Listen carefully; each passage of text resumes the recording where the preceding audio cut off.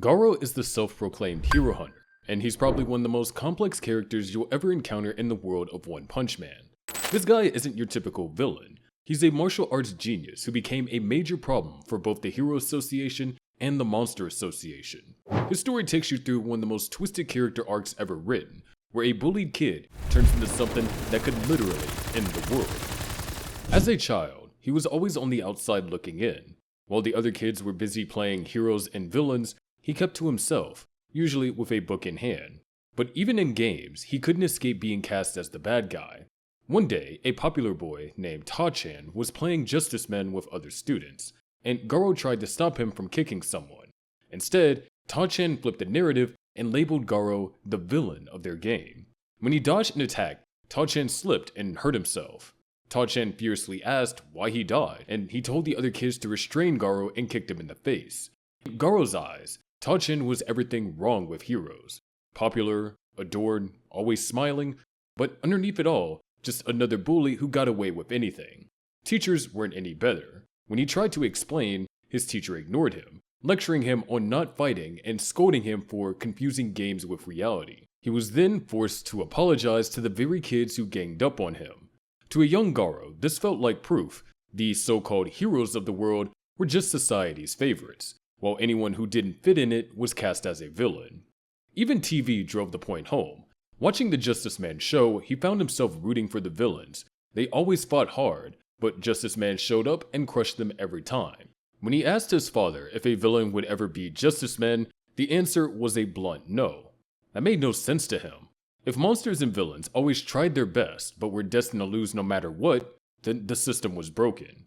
That frustration hardened into a goal. He would become the ultimate monster, someone who could rewrite the script and never lose. He wanted to show the world that for once, the monster can actually come out on top instead of always losing like they do in every story.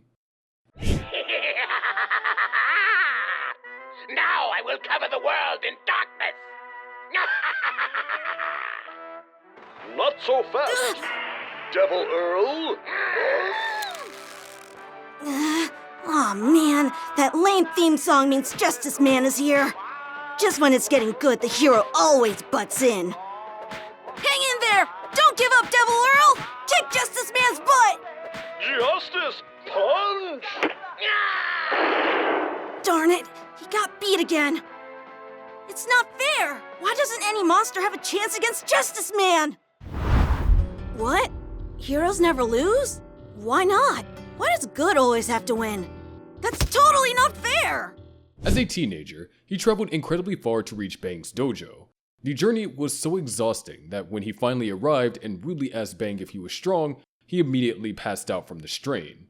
Another student, Sourface, wanted to throw him out, but Bang was impressed by the kid's determination. He told Sourface to feed Garo until he was full when he woke up.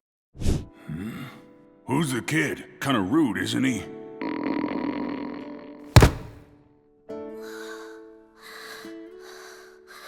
What the hell? Should I toss him out, Master?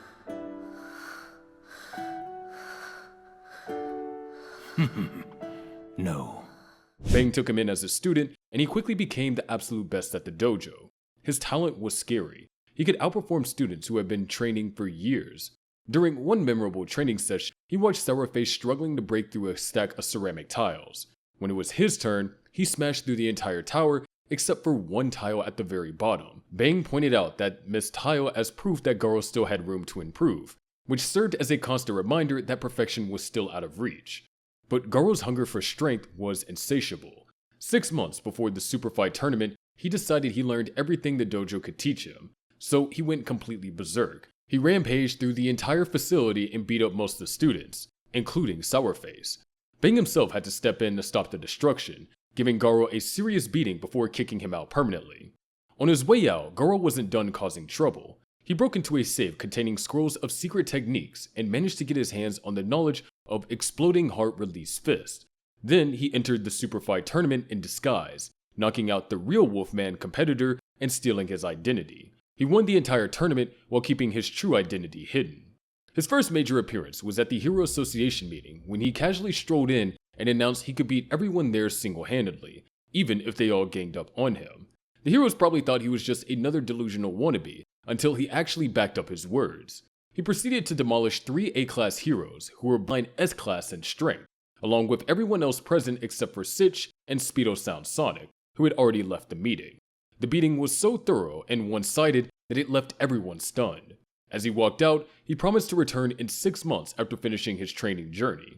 He planned to kick down the front door and maybe even fight King, the supposedly strongest hero.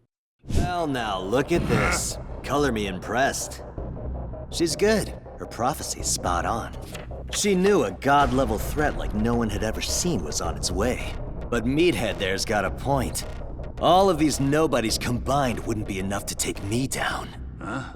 Tell me, who are you? The name's Garo. Wrecked a ton of so-called tough guys. The Hero Association started calling him the Human Monster, though most people didn't take him seriously as a real threat. Only Sitch seemed to understand the potential danger this guy represented. After leaving the meeting, Garo encountered Tank Top Vegetarian in an empty alley. The fight was disappointingly easy for him. He beat the A-class hero without breaking a sweat. When Tank Top Vegetarian tried to threaten him about messing with heroes, he simply knocked him unconscious, expressing excitement about eventually fighting someone at the monster level. What the hell? Who the hell are you? I'm a Class A hero, not a criminal. Why did you attack me? Class A rank 9, Tank Top Vegetarian. Because you just happened to cross my path. But I'm stunned by the lack of challenge. Then I suggest you brace yourself. This is what happens when you tangle with a hero! Gotta say, I'm not impressed. His campaign against heroes took shape quickly. He tracked down and dismantled opponents one after another, booting his reputation as the Hero Hunter. He started by bumping in a C-class hero Moomin Rider. Before he could make a move, Tank Top Vegetarian returned with his Tank Topper army, seeking revenge. Just when things were heating up, S-class hero Tank Top Master stepped in. Finally, a serious challenge approaches him. Tank Top Master landed a solid punch that floored him, but he was thrilled. An S-class hero was exactly what he needed. Moomin Rider tried to defend Garo, but Tank Top Master knew better. He recognized Garo's threat and prepared to end the fight. That's when Garo unleashed the Water Stream Rock Smashing Fist. He turned the tables instantly, defeating Tank Top Master with frightening ease. To make it clear, he revealed that he hadn't even been fighting at full power yet. With Tank Top Master down, he proceeded to beat every hero in the area, including Moomin Rider and Sharanko. Their bodies were later discovered by Bang and Bomb, who realized how far Garo had gone. The hunt didn't stop there. He interrupted 3 C-class heroes mid-conversation and took them apart too. Soon after, he crossed paths with Tario, a kid clutching a hero catalog filled with information about heroes and monsters alike. Intrigued, he flipped through the book, using it to pick his next targets. Golden Ball was first. Hey there, kid. Huh? That's an interesting looking book you got there.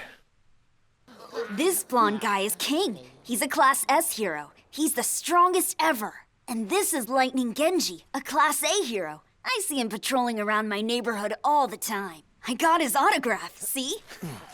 Well, it's patrol time. I better get going. He found his target in a bar, and they agreed to settle things in a parking lot. But Golden Ball had a trick up his sleeve. He lured Garo into an alley and started the fight early. Garo dodged his bullets with ease, but Golden Ball managed to land a ricochet shot in Garo's leg, thinking he had the upper hand. That confidence didn't last. He danced through Golden Ball's golden breakout attack, effortlessly dodging every bullet and even reflecting them back. Before he could finish him off, Spring Mustachio arrived. Mustachio's swordmanship forced him to adapt. Mustachio managed to stab his hand, but he still sent him flying into trash cans and crates. He revealed he already knew about Mustachio's secret technique and declared himself used to fighting armed opponents now. Afterward, he set his sights on A-class rank 1 hero Amai Mask. On his way, he overheard a Corrupt Hero Association officer trying to use his title to pick up women. His disgust boiled over, and he beat the man senseless out of sheer annoyance. Then, fate played a trick. Outside a wig shop, he encountered Saitama, who was looking for a wig. Mistaking him for a wannabe hero looking to make a name by capturing him, he attacked the bald hero first. He delivered a chop to his shoulder, with the impact so strong Saitama's feet sunk into the ground. But Saitama didn't even budge. Thinking he was a robber, Saitama tapped him on the shoulder with a casual chop, instantly knocking him out. Saitama then went inside to buy a wig, leaving him unconscious in a pile of garbage bags. He woke up the next day with only fuzzy memories of what had happened. This encounter should have been a warning sign, but his memory was too unclear for him to understand what he'd run into. I've looked all day. Was he tailing me? Is he a hero too? Never seen that face before. Probably some nobody trying to climb the ranks by catching a big fish like me. But tables turned! Huh? Trying to rob me? Who do you think you are? Don't bother me when I'm shopping. Even after taking a beating from Saitama, he wasn't done. He went back to his hideout, patched up his wounds, and reviewed his wall of photos filled with heroes he planned to hunt. During his time, he ran into Tadeo again, the kid with the hero catalog. Curious, he asked him about the S-Class hero Watchdog Man, a target he was itching to test himself against. Their conversation was cut short when the city sirens blared, signaling the appearance of a demon-level threat and Metal Bat being deployed.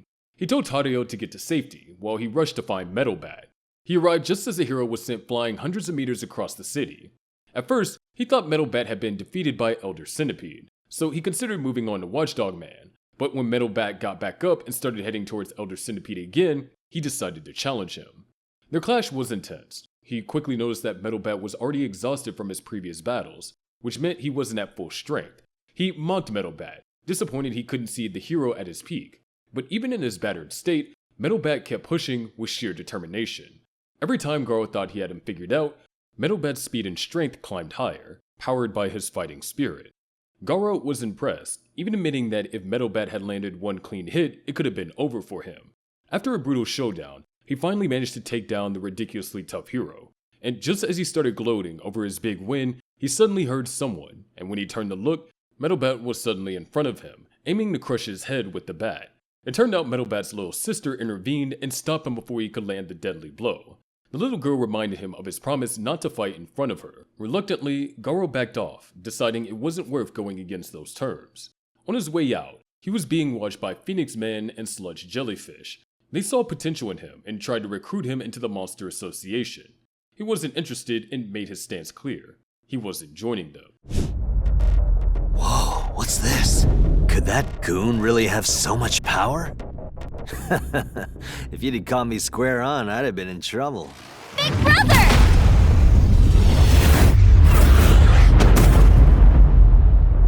He kept moving and finally reached Watchdog Man's turf. Sitting calmly atop a pile of defeated monsters, Watchdog Man waited. Confident, Garo attacked, but it was a disaster. Watchdog Man's wild and unpredictable style overwhelmed him completely. None of Garo's water stream rock smashing fist techniques worked. Every move was countered, like his training under Bang was useless against something so animalistic.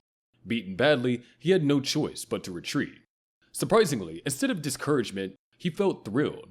For the first time, he realized his training wasn't designed for fighting monsters, and now he had a new angle to grow stronger. Even injured, he wanted more. But his excitement was short-lived. He spotted King on the street and moved in for an attack, only to miss Saitama nearby.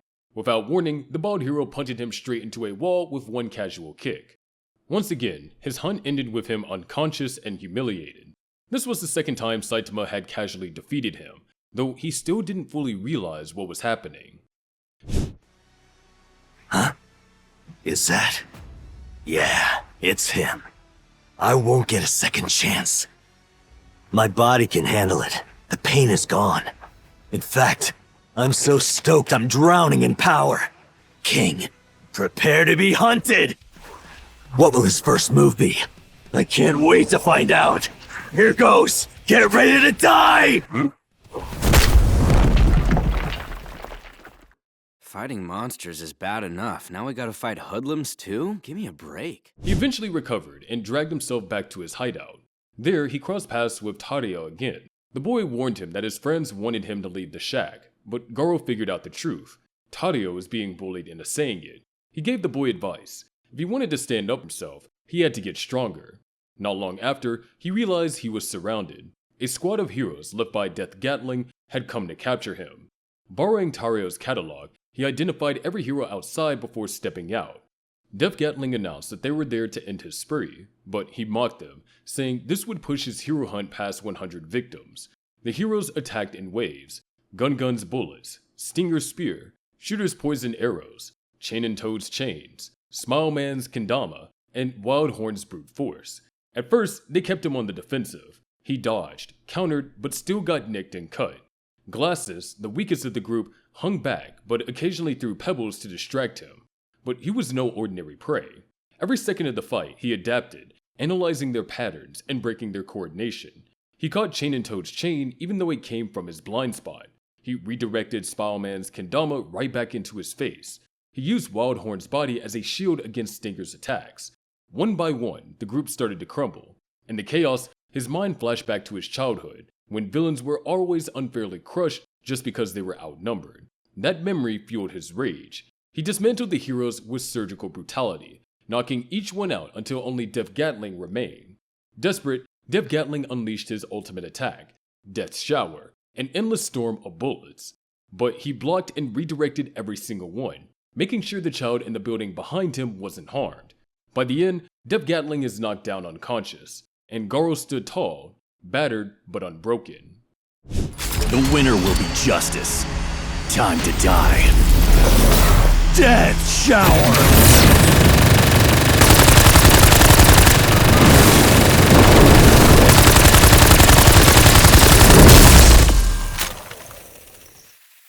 Impossible!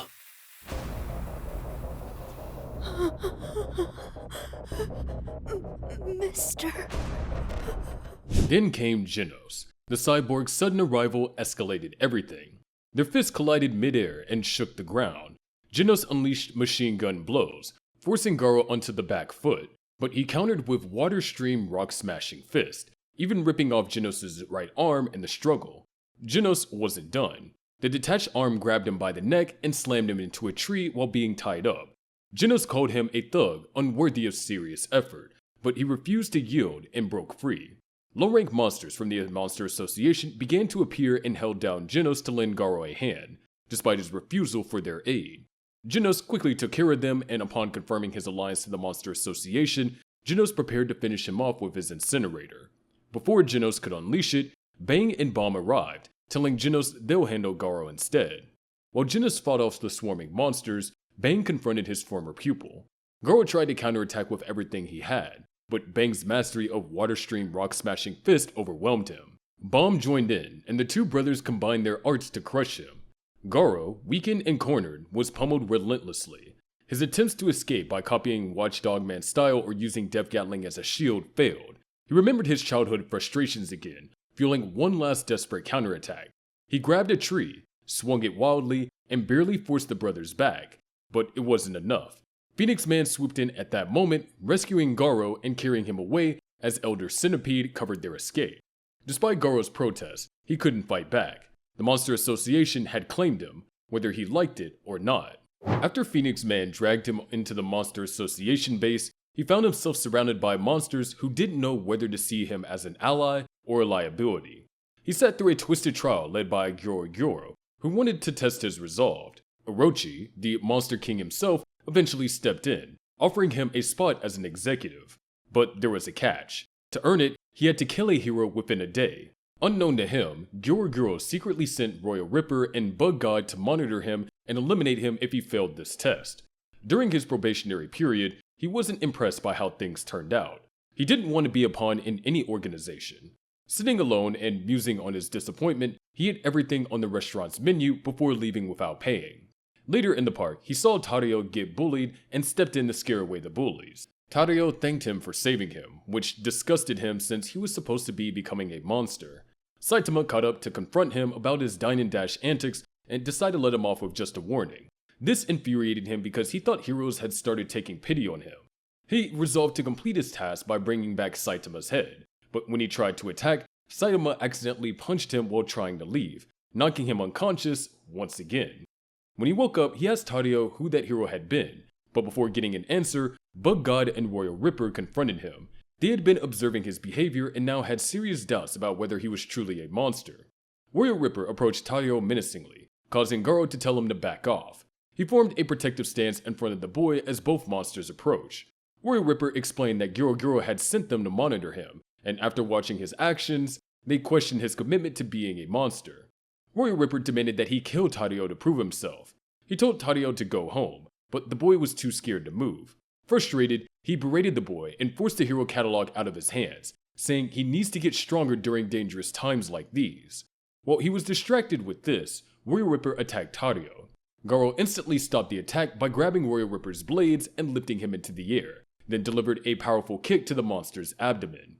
Warrior Ripper flew through the air, but recovered by thrusting his blades into the ground and performing a somersault. This severely damaged his arms, but he twisted them back to their original shape. Garo yelled at Tario to run, and the boy finally complied and dashed away. Warrior Ripper declared him as an enemy as both monsters charged at him. As the monsters charged, Garo delivered a punch towards Bug God's torso, but this only injured his own hand due to the monster's tough carapace. Warrior Ripper then launched a chain of frenzy slashes, but he dodged and deflected them all. While he was busy with Warrior Ripper's attacks, Bug God approached from behind, but he got caught in the barrage of deflected slashes. Undeterred, Bug God pounded him into the ground and flung him into electric cables, briefly electrocuting him. He immediately rebounded towards both monsters as they leaped at him. The three entered a temporary stalemate, with Garo confident he could defeat them both. He stated that they were nothing compared to Bane, while the monsters decided to go all out against him. But then, Sludge Jellyfish appeared with a captured Tario, enraging Garo. The brief distraction was all Warrior Ripper needed to brutally slash him across the back. Bug God followed up with a strike to his torso, then both monsters bombarded him with a series of slashes that left him lying in a pool of blood. Bug God stopped the assault, explaining that Garo had asked for Garo to be left alive. Warrior Ripper ceased his attacks, but suggested it might already be too late. He then invited Tario to go with them, grinning eerily, promising to be great friends. After some time, Garo woke up confused about what had happened.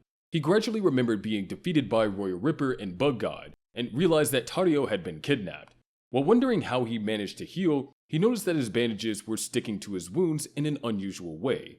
As he made his way to the Monster Association headquarters, his body seemed to be undergoing some kind of change. When he finally reached the facility, he arrived just in time to save Tario from Warrior Ripper. Despite being stabbed in the gut by the monster, his power had grown dramatically. He punched Warrior Ripper's head clean off with a single blow, killing him instantly.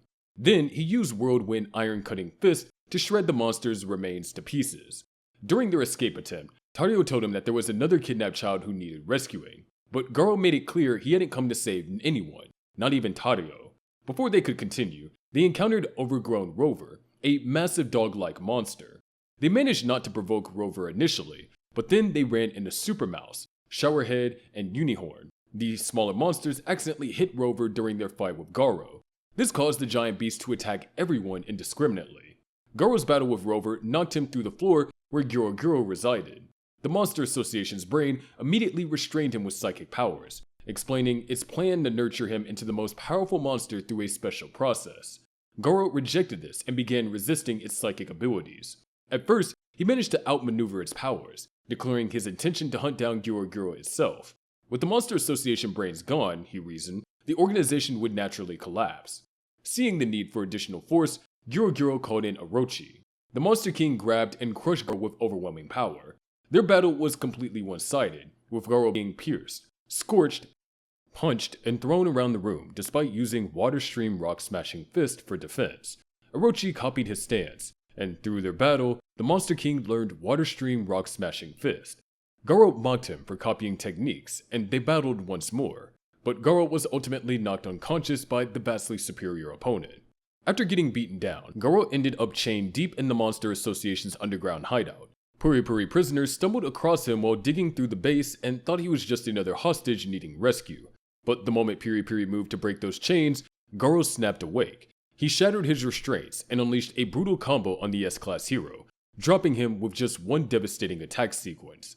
This got Super Ally Darkshine's attention, who found his beaten teammate and swore he'd take Garo down for what he did.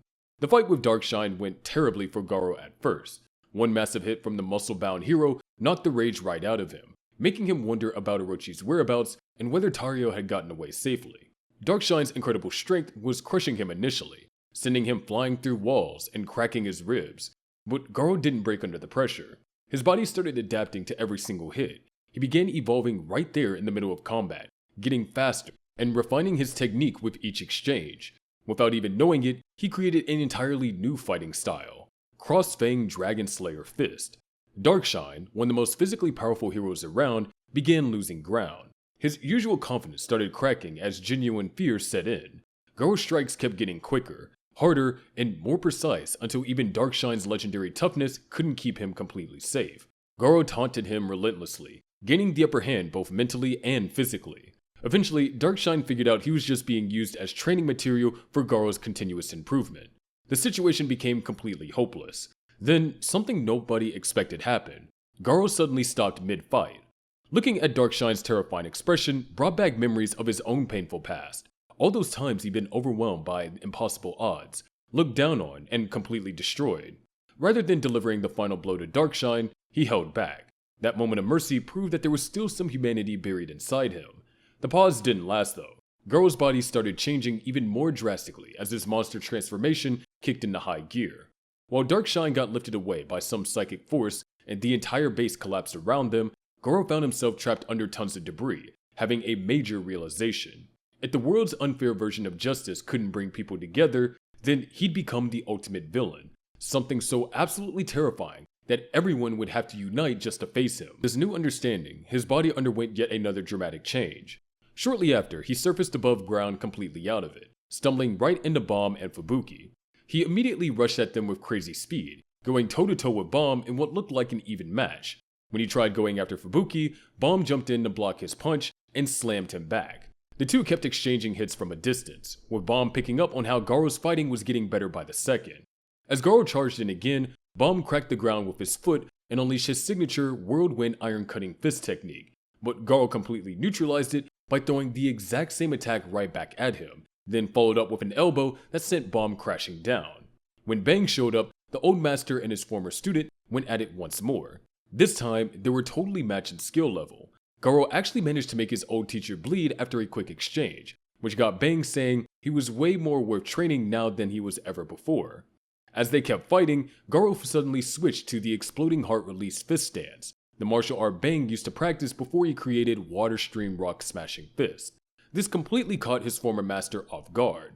With this older fighting style, Garo started dominating Bang, forcing him backward and landing some serious damage. Even with all those injuries piling up, Bang wouldn't quit. He kept trying to get through to Garo with his fighting spirit, telling him he wanted to be his teacher again once he retired from being a hero.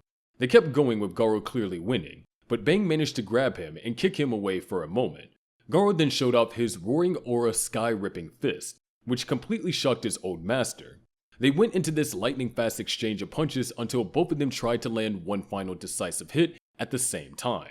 Bang connected with a solid punch to Garo's face that drew blood and cracked his monster-like exterior. Garo only managed to graze Bang's chest, but the force behind his strikes was still powerful enough to finally take down his former master after their brutal fight. Having defeated Bang, Garo was clearly in pain from his master's last hit. The tough shell covering his face started cracking apart, leaving only his left eye visible. When he seemed to hear Bang telling him to listen to his heart, he finally snapped out of it and came back to his senses. Right then, Fuhrer Ugly walked over to the beaten Bang, getting ready to finish him off with his full-body melting punch, as payback against the old martial artist. Just as the monster was about to attack, Garo let out this wild roar and jumped in by kicking a massive hole clean through Fuhrer Ugly's body, dealing a killing blow. Right after that, he rushed towards Platinum Sperm, who was facing off with King, and launched the monster into the air with one punch. He then tore apart Evil Natural Water with a bunch of rapid strikes, basically taking out both monsters in under a second. All the heroes watching this assumed King was the one destroying these powerful monsters. While Garo stood there mumbling about his old teacher, now that he's gotten his head straight, this black wormhole appeared nearby. It dropped off Saitama, Flashy Flash, and Monako, who Blast had teleported to the surface. Garo got ready to fight Saitama, but got caught off guard when the hero ran right past them to check on Genos instead. Flash tried to sneak attack Garo with a kick, but he dodged it without breaking a sweat, correctly identifying the ninja as the rank 13 S-class hero and calling him out for such a cheap shot. Platinum Sperm suddenly butted in and attacked both of them, saying he was disappointed that Garo wouldn't join the monster's side. Both Garo and Flash brushed off the attack and got back up, with Garo saying he beat them both up and become the ultimate symbol of fear. The three-way fight kicked off with serious intensity. As Flash and Platinum Sperm rushed at him, he jumped up and stomped down hard, creating this massive shockwave that sent huge chunks of ground flying everywhere. Jumping from rock to rock, the three fighters moved so fast their movements created this geometric light pattern above the battlefield.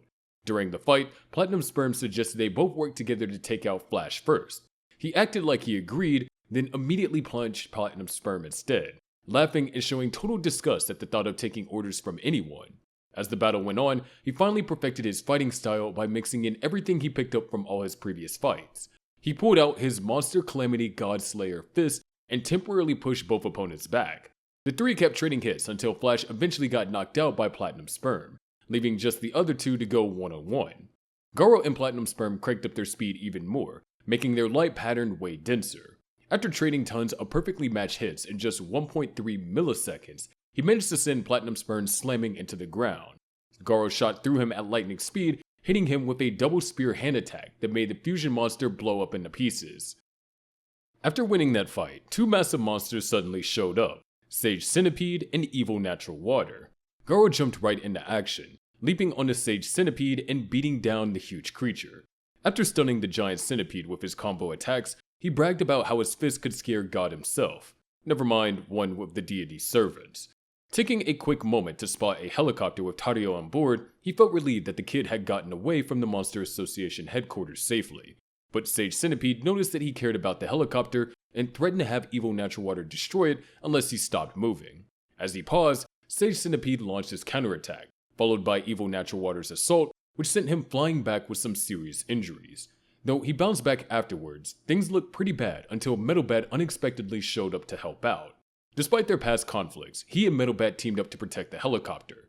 They went on an aggressive assault against both giant monsters. Despite him getting annoyed at Metalbat's apparently slow pace, they managed to catch up with the rescue helicopter. During the battle, he got caught by Sage Centipede, but managed to break free thanks to a distraction from One-Shotter. This let him land several decisive hits against the monster, ultimately freeing the captives. Metalbat then launched a counteroffensive with his fighting spirit boosting his power. Garo threw the damaged helicopter to safety before getting back to his battle. Despite their rough history, the partnership between him and Metalbat weirdly boosted both their abilities, leading to increasingly coordinated attacks. Metalbat eventually got defeated, but Garo managed to land a critical hit on Sage Centipede, ripping out its regenerative core. He launched the core into the air, prompting the monster to chase after it.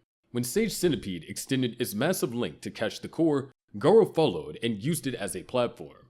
Jumping downward from the core, he destroyed it completely and then delivered a single hand chop that sliced the Sage Centipede in half vertically, all the way down to the surface, killing the massive monster instantly. After defeating Sage Centipede, Garo looked around and realized that all the surrounding heroes had been beaten. With the battlefield and heroes collapsing around him, he declared himself absolute evil. It wasn't just bravado. His body had fully transformed into something monstrous, and his aura radiated raw terror. That's when Saitama stepped forward. The two locked eyes, and for the first time, Garo found an opponent who didn't flinch, didn't hesitate, and didn't even acknowledge him as danger. Their clash began, and right away, Garo realized the horrifying truth. His strikes couldn't even scratch Saitama. Saitama was faster, and delivered an impressive punch that knocked him back before his attack could connect. After being hit, he managed to remember Saitama, identifying him as the bald guy he had encountered several times before.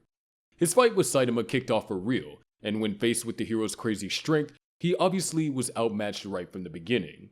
Things get more messy when Tario briefly interrupted the battle, which really ticked him off because the kid kept thinking he was a hero, despite everything that had happened. Saitama, knowing how much Tario looked up to and worried about Garo, promised the boy that he'd stop the hero hunter without actually killing him. Their fight got more intense, and even though he kept getting stronger throughout their exchange of punches, Saitama stayed completely unbeatable. As they kept clashing, he slowly figured out that Saitama was the real one barrier blocking his goals. He eventually got defeated by the hero and started complaining about how unfair it was to lose against such overwhelming and ridiculous strength. At this rock bottom moment, God showed up to him, looking like Bang to make the deal more tempting. The entity offered him divine power to beat Saitama. Even though he knew it wasn't the real Bang, he accidentally got power from God when he slapped the entity's hand away. The power rushed through his body and almost knocked him out from how intense it was. Powered by this new divine energy, he faced off with Saitama again, having taken on a new completely changed look that he called Awaken Garo, Cosmic Fear Mode. With his new cosmic powers, he gained knowledge of how the universe's energy worked and how all cosmic forces behaved. Using this understanding, Garo created a devastating new fighting style called All Life Eradication Fist. he launched a catastrophic attack called nuclear fission, causing massive nuclear explosions followed by several more blasts that shot high into the sky. Towering mushroom clouds rose so huge they covered the vast stretch of the sky, leaving the watching heroes completely amazed and terrified. The clash between him and Saitama got hidden within the mountainous clouds formed by these attacks, with only their silhouettes briefly visible between flashes of tremendous power. Despite the overwhelming force of the nuclear assault, Saitama was more worried about his outfit getting destroyed than any actual damage. Garo declared that he felt completely invincible and started explaining his new abilities to Saitama. He described how martial artists had secret techniques called shake, which let them borrow power from nature by copying the movements of living creatures. He preferred calling these techniques modes because he thought the term sounded cooler. He demonstrated one of these modes called Mode Saitama, which made Saitama's face appear in place of Garo's featureless void-like appearance. This surprised the hero quite a bit. Garo then copied Saitama's signature consecutive normal punches, attacking him with his own technique. Saitama responded with his own consecutive normal punches, resulting in an even exchange that created massive destruction around them. The exchange ended with both fighters landing punches to each other's faces at the same time, sending them crashing into the water below. Both quickly jumped out of the water, with Garo taunting Saitama about how he must be speechless after finding someone who could match him blow for blow. Thinking about his promise to Tario to not get scratched, Saitama felt bummed out. Prompted by Saitama's reaction, Garo decided to show just how powerless heroes really were. He charged up his energy, his body getting wrapped in a singularity, before launching an incredibly powerful attack called Gamma Ray Burst towards Saitama. Realizing how catastrophic it would be if this attack touched the ground, Saitama decided to jump high into the air to avoid it, though Garo mistakenly thought he was just trying to dodge. The attack connected, engulfing Saitama and sending him flying far away from the battlefield. With Saitama apparently taken out, Garo landed on a pile of debris and got ready to face the remaining heroes of the Hero Association. The surviving heroes quickly figured out that this transformed figure was behind the massive explosions they had just seen. Only the S-Class heroes held their ground against him, while lower-rank heroes ran away in terror. Bang, one of the heroes who chose to confront Garo rather than flee, asked if a monster had influenced him. Garo insisted that he hadn't become anyone's puppet, stating that his actions were entirely of his own free will. He decided it was time to conduct true evil and declared himself as the ominous future. As he stepped closer to the remaining heroes, some of them suddenly bled from their noses and collapsed unconscious. At that moment, Blast, the S-Class Rank 1 hero, teleported into the area and introduced himself. He tried to reason with Garo, explaining that he was being controlled by the mysterious entity known as God. Blast warned that in Garo's current form, any attack he launched could endanger all life on Earth. Although Garo kept acting casual, he seemed somewhat interested by Blast's words and asked what he should do about it. Blast offered to transport him to another dimension where he couldn't harm anyone, but Garo turned him down. He bragged that his mere presence was causing death and believed that he'd finally become the perfect symbol of fear. Bang tried to step in and stop Garo physically, but Genos suddenly appeared, using the last bits of his power to rush at the seemingly unstoppable opponent. He headbutted Garo in the chest, though it proved completely useless against his cosmic-powered form. He grabbed Genos by the hair, but before he could do anything more, Blast stepped in and fought him briefly. Although Blast managed to block Garo's initial attacks, the Hero Hunter dismissed him as ultimately unimportant, realizing that Saitama would eventually return and that he was likely hiding his true strength. He decided to kill Genos to provoke the hero into revealing his power. He impaled the cyborg through his chest and ripped out his power core, resulting in Genos' death. Moments later, Saitama finally returned to the scene as black radioactive liquid began raining down due to the nuclear fallout from Garo's earlier attacks. He stood facing Garo with Blast's position on the opposite side, while everyone else, including Bang, had succumbed to the cosmic radiation being emitted by Garo's transformed body. Seeing Genos' lifeless body, a deeply sorrowed Saitama questioned whether he truly possessed a hero's intuition for preventing disasters. Overwhelmed by grief and rage, he unleashed a devastating serious punch towards Garo. Garo responded with his own serious punch, having incorporated Saitama's striking power through his supernatural copying ability, Mode Saitama. Blast immediately realized in terror that these two identical forces colliding would destroy the entire Earth. Blast quickly summoned a portal beneath both fighters, and just before their fists connected, they were transported far above Earth's atmosphere. When their punches met, representing the clash of two identical forces, Serious Punch Squared, The resulting energy was so immense that it overwhelmed even Blast's dimensional gate. Realizing that this destructive energy had to be redirected away from Earth, 3 of Blast's allies joined him in the effort. Together, they successfully redirected the blast away from the planet. As a result, Saitama and Garo were launched far from Earth due to the recoil of their own punches, while the redirected energy blast blew a massive hole in the cosmos, presumably destroying numerous star systems in the process. Saitama and Garo crash-landed on Io, one of Jupiter's moons. Both were totally confused about their sudden change in location, with Saitama standing over Garo on a small hill and claiming he could finally go all out against someone who could handle it. However, despite the situation, Saitama showed no excitement about this possibility. Garo suggested they find a way back to Earth first, but Saitama brushed off this idea, insisting he would beat him before anything else. He was confident that he only needed one hand to pull this off. Unfazed by this boast, Garo summoned a portal beneath Saitama, trying to teleport him away. To his complete shock, Saitama casually kicked the portal aside, like it was a physical object. Before he could react to this impossible move, he got hit in the face by a punch that sent him flying off Io entirely. He quickly created a portal to reappear behind Saitama, trying to strike him from his blind spot. However, Saitama somehow flipped his portal upside down, causing the attack to miss completely. Saitama then landed a punch on his chin, sending him crashing to the ground. Unimpressed by these tactics, Saitama told him to stop using tricks and fight him with his fist. Offended by this taunt, he stood up and obliged, declaring that he absorbed many martial arts styles and could use all of them in perfect harmony. He began dashing around Saitama at incredible speeds through multiple portals, trying to disorient him.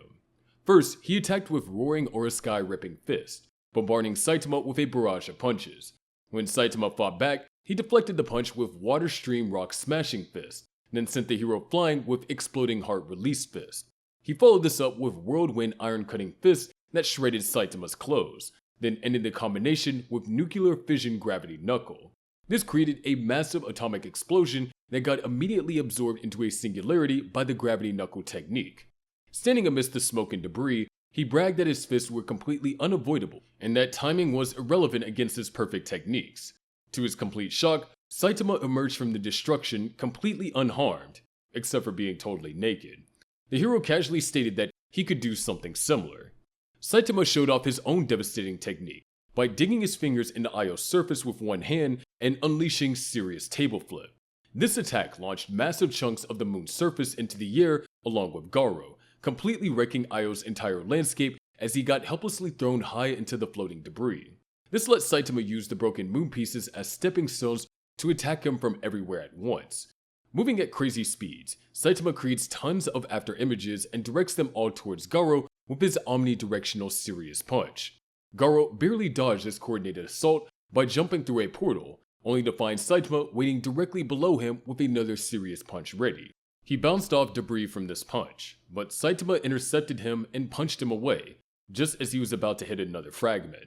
Saitama began moving around him at high speed, punching him across Io's devastated surface while creating geometric light patterns from the sheer intensity of his blows. Garo furiously blocked this relentless assault using Water Stream Rock Smashing Fist and managed to land on a large piece of debris. As he tried to regain his composure and find a way to escape the floating rubble, he created another portal, but his head immediately got smashed into another rock slab, leaving him stunned and disoriented. He realized that Saitama's overwhelming attack had completely messed up his sense of direction, leaving him feeling like a trapped insect. Before he could fully process this, Saitama delivered another serious punch directly to his face. Shocked by Saitama's seamlessly endless strength, he stayed determined, declaring he would keep copying the hero's power until he won. He activated Mode Saitama just as both fighters punched each other in the face at the same time. During this exchange, he realized that Saitama was mimicking his portal tactics, and the hero taunted him about his earlier claims of being able to copy and surpass anyone. As their battle escalated across Io's shadow surface, they exchanged increasingly powerful blows, but something troubling was becoming apparent to Garo. Despite using his copyability Mode Saitama to match the hero's striking power, Saitama was somehow hitting harder with each subsequent attack. After landing a punch to Saitama's solar plexus, he was met with an uppercut that sent him flying much farther than expected. It became evident that Saitama's strength was glowing exponentially during their fight, leaving him unable to keep up despite his copying abilities. He realized that at this rate, he could be killed by a single punch from Saitama. Fueled by emotion over Genos' death, Saitama's power continued surging, while Garo fell further behind. The hero hunter dashed around at incredible speed, preparing for his next attack, while Saitama noticed that his costume had been completely destroyed and began feeling cold in the vacuum of space. In a fit of rage and desperation, he threw a punch at Saitama, who casually caught it without even looking in his direction.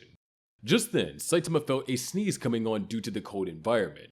Instinctively recognizing the danger, he dodged as Saitama unleashed a serious sneeze. This casual sneeze not only cleared a huge area of debris from Io's surface, but also blew away half of Jupiter, exposing the planet's core. The incredible show of power left him completely stunned as they both got launched away from Jupiter by the sheer force of Saitama's sneeze. While soaring through space, he spotted the sun in the distance and used his enhanced vision to clearly see both Earth and the Moon. This allowed him to create a portal for teleportation back home. Before escaping, he threw a nuclear fission punch at Saitama's face to provide himself with the opportunity to get through the portal. He celebrated his return to Earth and presumed victory over Saitama, only to discover to his absolute horror that the hero was standing right behind him. Saitama complimented him on his teleportation ability. When he asked Saitama how he caught up to him, Saitama responded that the coldness of space had given him a stomachache. He had initially tried to hold it in, but the nuclear fission punch had surprised him, prompting him to propel himself through the portal using his own fart. With this humiliating explanation delivered, Saitama punched him in the face as they dashed towards the Earth's surface. Upon crash landing, the impact of Saitama's punch shattered Mode Saitama completely, revealing Garo's battered and bruised human face beneath the cosmic transformation. Finally defeated, he asked why Saitama didn't just kill him and be done with it. Saitama replied that it is because that he was a hero, and more importantly, it had been Tario's final request to stop him without killing him. He paused at the mention of final request, and when he glanced to the side, he saw Tario's lifeless body, which had succumbed to the radiation emitted by his cosmic fear mode. In complete despair, he screamed and tried to run away, finally understanding that he was responsible for this tragedy. He stumbled and fell to the ground, unable to deal with what he had done. Seeing Tario dead and the empty landscape around them, he sadly realized that he had indeed become the ominous future he had proclaimed himself to be. The very thing he thought would save people like Tario had instead killed the one person who believed in him. He had intended to save someone like Tario with his twisted ideals, but Saitama pointed out that he had merely been using the boy for emotional support rather than truly protecting him. As he prepared to angrily retort to that statement, he noticed that Saitama was still holding Genos' core, realizing that someone with such overwhelming power needed someone to help maintain his sanity and humanity. The defeated hero hunter made a sad request. He wanted Saitama to copy his ultimate martial arts technique, believing that someone with the hero's power could perform it to his fullest potential. He explained that he intended to pass on his most powerful technique, one that he hadn't even been able to master even while wielding God's divine power. He believed that Saitama could succeed where he had failed. Saitama agreed to learn the technique and Garo began teaching it, knowing that if anyone could master the power needing to challenge God, it would be this impossibly strong hero. Suddenly, God stepped in during the process, beginning to drain away the power and life force it had given to Garo. His body started breaking down and crumbling into salt as the entity took back its gift. Saitama got momentarily distracted by the supernatural event, but Garo urged him to stay focused on learning the technique. As Saitama successfully mastered the ultimate martial art, Garo's final words to the hero were a warning. He was the only one capable of defeating the ominous future that threatened everything. With these last words, Garo's body completely crumbled away.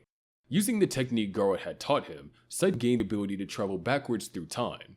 He witnessed all the moments from their battle on Io and Jupiter, amazed by the complexity and power of Garo's ultimate technique. When he spotted the exact moment where Garo had declared himself the ominous future to the assembled heroes, Saitama punched through the timeline itself. As the present timeline Garo looked up and prepared to say thank you to the entity that had granted him power, he got suddenly struck by an incredibly powerful punch from the time-traveling Saitama. This punch carried all the amplified power from their future battle on Io. Garo went flying, crashing to the ground with his face cracking on impact. Shocked by the sudden turn of events, he began losing his divine power as it escaped through the exposed parts of his damaged transformation. By this point, many of the heroes had recovered and were ganging up to beat the now powerless Garo. Metalbat tried to intervene and stop the violence, but Amai Mask showed no sympathy towards the defeated enemy and attempted to execute him personally. However, Tario, who was alive in this altered timeline, grabbed Amai-Mask's leg and tearfully told him that Garo had saved him many times when the hero couldn't even save him once. Seeing the child crying and pleading for mercy, King stepped in and told everyone to stop for the boy's sake.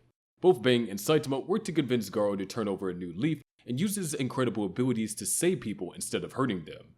Inspired by their words and moved by Tario's unwavering faith in him, despite everything, Garo found the motivation to continue living. He ran away from the scene, moving so quickly that only Saitama could see where he went. This represented his choice to start over and find a better path forward. After the whole monster association mess, Garo ended up under Bang's care. With Bang now retired from hero work, his plan is to guide Garo into becoming his successor.